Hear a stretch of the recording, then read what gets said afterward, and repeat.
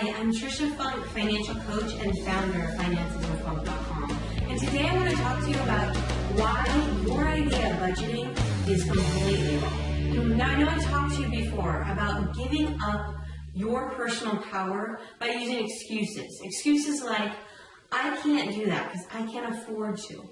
I can't go there because I can't afford to. If that's something that you're seriously still struggling with, I have the perfect tool for you today. Are you ready?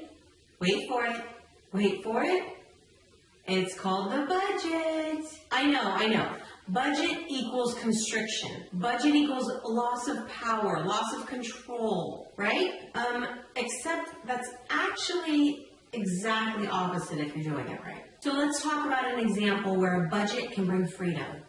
I was so in love with the idea of those Fitbits, those little teeny tiny things that track your steps and track your sleep cycles and track your whatever, everything on the planet you ever need to track.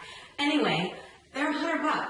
In the grand scheme of things, $100 is nothing when you think about it. But we have 4 kids. We have a house that we're on schedule to pay off dramatically early. We have other large savings goals. We have kids' college. We have retirement accounts. All of these things are obligations for our money. So like many of us, I had reservations about just dropping $100 that wasn't already designed to go towards that want. You see, there's always things that are going to be pulling at your financial resources. So what did I do? I put the Fitbit in the budget, and it got money allocated towards that want. Was it a necessity? Absolutely not. But wants have a very real place in your budget for a lot of reasons. That allowed me to happily purchase the want that I had without feeling like any of other financial goals were being robbed in order to do so. The predefined savings amount was already deposited in those extra savings and investment vehicles. And I could be assured that those other goals were going to continue to be met on time, and my one little want wasn't going to take away from that. I have clients that regularly tell me, I cannot believe how amazing it was to go purchase clothes that I wanted to purchase without feeling guilty about spending the money on myself. I never had that thought of, should I be really spending money on it? Experiencing that moment without the regular presence of guilt is amazing for a lot of people.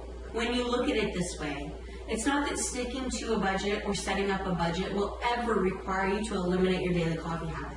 If anything, it protects it. You put in your budget in a very real way that this is something that's important to me and I'm choosing to spend money on it. You put that money aside and virtually guaranteed that that money isn't just going to get frittered away and frivolously spent on some other mindless spending. So the point is, if it really is important to you, and it really is a priority in your life, it must be real in the budget. Have you ever had those financial goals that you set for yourself, and then you realize 3 years later you're not $1 closer to them than you were the day you made the goal? Why is that? It's because it wasn't in your budget. So in terms of where your money was told to go, it didn't exist. Instead, your money came in every single month and went to those most current demands that just happened to be yelling the loudest. So here's the deal. I want your money to do something better for you. I want your money to actually get you debt-free. I want your money to actually take you on that 2-week trip to Greece. I want it to do something big for you and for those that you choose to share your life with. And a budget is the perfect tool to get you started. So are you ready to jump on the bandwagon but still not quite sure how to start? Jump into your own personal finance transformation. Click the link below to check out my 6-week step-by-step course that will guide you through transforming your relationship with your finances for life. Until next time, I hope you make a commitment to live